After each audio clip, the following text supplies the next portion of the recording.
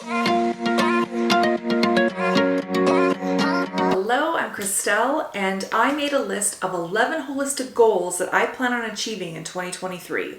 So stick with me. Goal number 1, I need to release 50 pounds. Now I'm very careful in how I choose my words because most people say they want to lose weight. They want to lose 50 pounds. They want to lose 20 pounds. Doesn't it mean when you lose something that you want it back?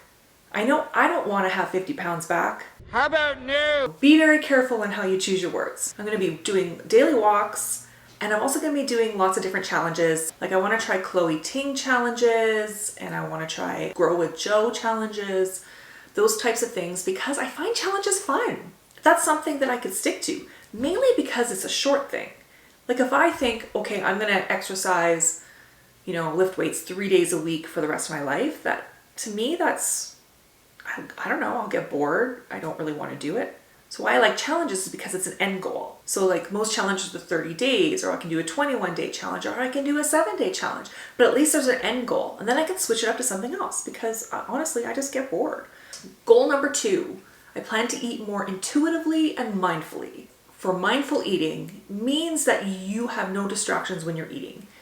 I can sit at a table, not have my phone, not have the TV on, and just really think about what I'm eating. How does it taste? How does it smell? How many chews am I taking? That's really important, is your chews. Especially if you're eating carbohydrates, our enzyme we have in our mouth actually breaks down carbohydrates. It's not in the stomach, it's in your mouth. You need to take extra chews when you're eating carbohydrates. Keep a journal about it too, right? So write down, how did you feel before you ate? How did you feel right after you ate? And then how did you feel 2 hours after you ate? Because that can make a difference too. Because some food you think is healthy may not be good for you. And then intuitive eating is really listening to your body, really listening to those hunger cues, right? Am I full? Am I hungry? Am I just wanting something else to eat? Carbs. It's my love language. Intuitive eating loses that restriction of foods where a lot of diets hold. So like you can't eat carbohydrates on this diet and you can't have sugars, which I'm not gonna lie, sugar is not good for you, but you can have a little bit. Like why restrict yourself? So I like intuitive eating where I'm allowing myself these things, but I'm watching my portions, which is really important because I find when I restrict myself is when the binge eating comes in, because I know I'm not going to get it again. So, and I don't like that plan where you eat cleanly for 6 days and the 7th day you get to eat whatever you want.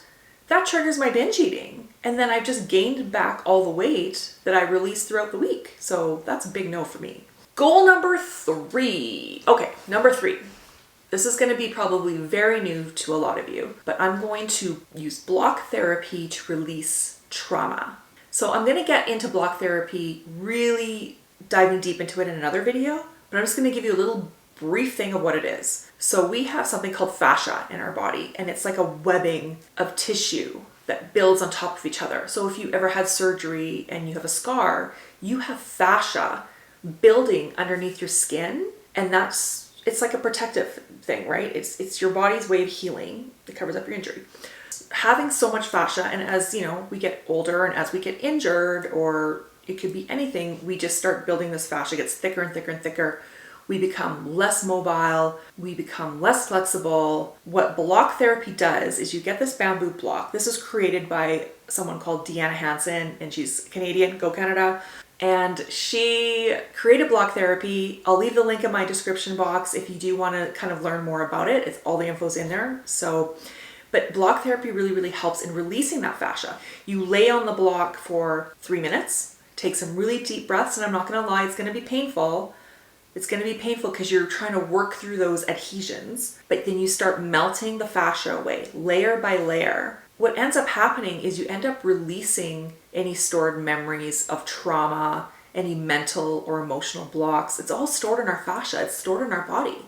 So when you release that, it's going to come up to the surface. Oftentimes you may cry, you may scream, you may be angry, you may laugh. All these things will come up that we didn't even know was buried inside of us. My emotions! But that's just on the emotional level. Like on the physical level, block therapy helps with weight release. It helps with toning your body. It helps with flexibility. It helps with strengthening other muscles. So I plan on using block therapy for a lot of things, but my main thing is releasing stored trauma, which I know we have. And I mean, fascia is like an onion, right? There's layers. So you're going to, release the top layer, which could be a most recent thing that's upset you or caused trauma in your life, all the way down to your childhood. Like, that stuff's really deep and it really breaks it down. You just have to be consistent with it. And you just do it on different places of your body. I have scar tissue from surgery and I can feel the scar tissue is so thick. Well, that's fascia. And that doesn't need to be there. So if I use block therapy or even just use my hand to start and just start, massaging it, putting some oil, massage it, it'll break it away. So it's really, really beneficial. So I really encourage you to check it out. Number 4, I want to move my lymphatic more. Now, because I don't exercise, my lymphatic is pretty stagnant. I mean, all it would take was just me being active. I can just walk more. I really like to do rebounding. That's really, really good for your lymphatic. But because I don't do much of that, I do dry brushing.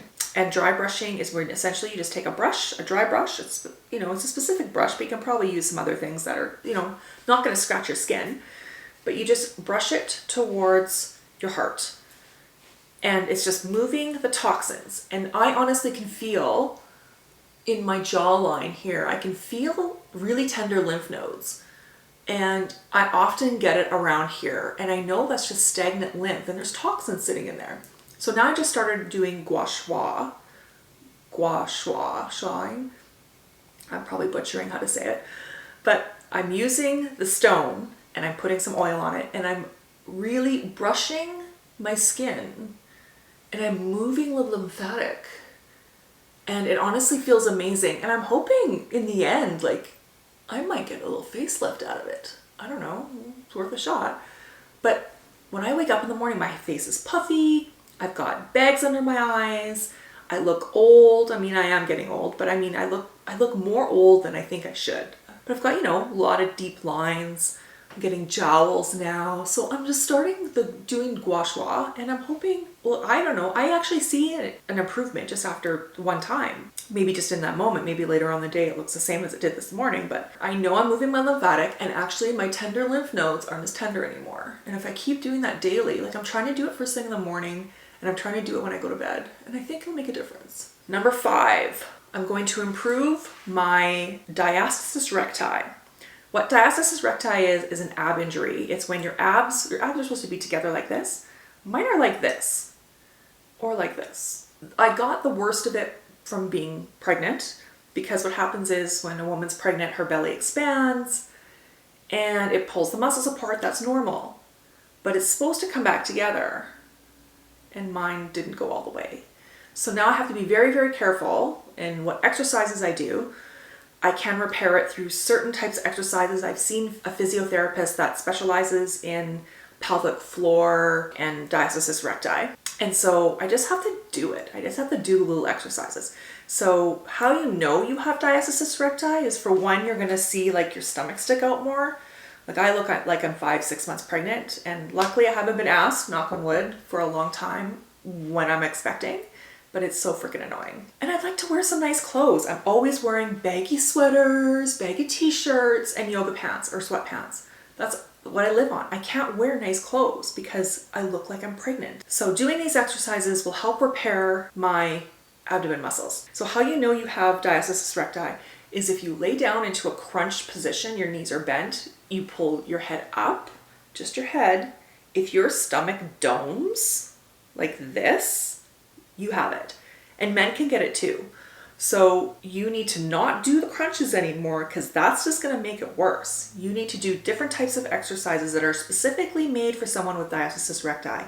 That's not going to dome your stomach. So whatever exercise you do, you have to really focus on flattening your stomach, then do a very subtle exercise. But I highly recommend researching that if you think you have that. Number 6, I want to heal my pelvic floor. And that kind of ties into the diastasis recti. I have a weak pelvic floor. And how I know that is because anytime I cough, anytime I sneeze, anytime I jump or bounce or skip, anything that results in pressure in my body, I release urine. So yeah, this might get a little TMI, just forewarn you, but I am an older mom now and I haven't fully healed. So I have this issue. And now I'm finding, again, TMI, I'm finding that I'm almost 50 and now I'm leaking even without any pressure. Hey, I'm trying to eat lunch here. So I thought that happened later in life, but apparently it's happening to me now. To work on healing that, again, I can see a physiotherapist, I can do some Kegels, I can do some other little exercises that may help, or I can go the surgery route. Now, I have a urologist that I've seen every year, and she recommended me getting the mesh. Like there's a mesh you can get put in, and it helps hold your bladder up so you don't leak. And I wasn't sure how I felt about putting an artificial piece of something in me if I didn't really need it. I asked her how effective it was. She said not 100%. So I'm like, well, then there's no point in me doing it if it's not 100%. That's a no-go. So I'm like, I'm just gonna focus on physio, and if it doesn't work, I'll go for surgery. Well, now a girlfriend of mine had a type of surgery done where she got her bladder lifted by a doctor pulling her muscle tight. Now there's nothing getting put into your body. It's just your actual muscle. He pulled it tight. The bladder stays up there and she never leaks ever. She can jump till the cows come home. So I might explore that area, but right now I'll focus on the exercises. But if I'm finding it's taking too long, I'm not seeing the results, as long as I'm committed, then I'm gonna look through the surgery way, as long as it's not invasive, but I think it'll really give me a better quality of life. My 7th goal for 2023 is I'm going to balance my hormones. What's happening right now is I'm in perimenopause, I'm assuming, because I feel like my hormones are out of whack. I'm, missing periods. Periods are all over the place. Losing hair. I'm not able to stay asleep at night. I'm getting hot flashes. So I'm working with a naturopathic doctor, and she's going to help me with a nutrition program as well as some supplements and some probably lifestyle changes that I can do to help heal my hormones. So I'll keep you posted on that and how that's going.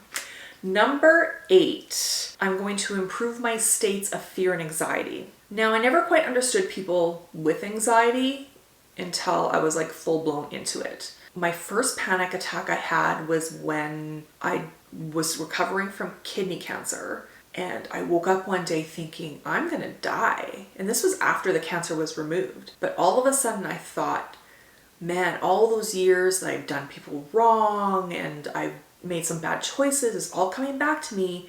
And now this is my punishment and I'm gonna die. And just the panic was so bad. It was so bad. And then I kind of healed from that. It just took time, and it took meditation and prayer and journaling and stuff to kind of get through that. Then 2020 hit. The pandemic happened and we were in lockdown, and I was okay through all that. And it was when I started diving deep into some of their thought forms of possibly the end of the world and, political stuff and civil unrest and, we're all gonna die.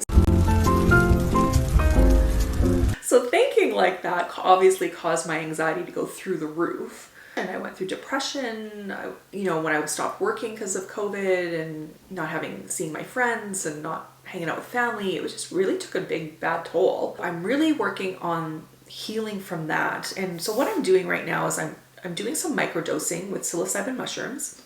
And it seems to be helping very, very slowly, but it does take time. I plan on writing a gratitude journal, things I'm very grateful for, and also practicing living in the present moment. So I've been listening to Eckhart Tolle again. He's really, really good. He wrote The Power of Now and The New Earth.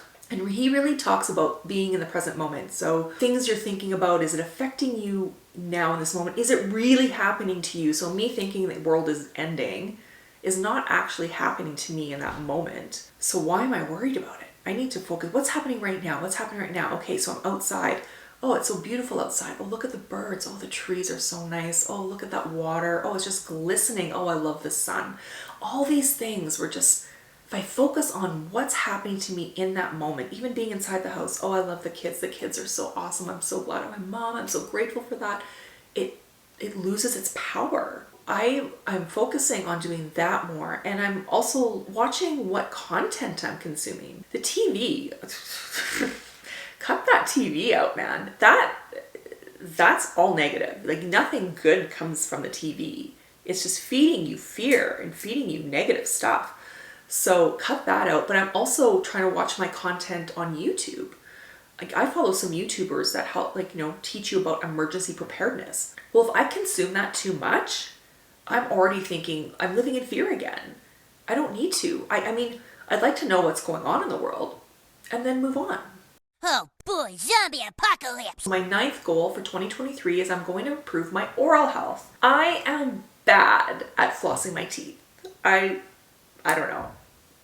That's my fault. I just hate flossing. My dentist is like, why don't you floss while you're watching TV? Like, yeah, I guess I can, but then I forget to put the floss there. And mind you, my teeth are better than what they were when I was using fluoride toothpaste. I'm now using a toothpaste without fluoride. My teeth have way less cavities than they ever have. So that's a good thing. But I do want to practice more oil pulling with coconut oil.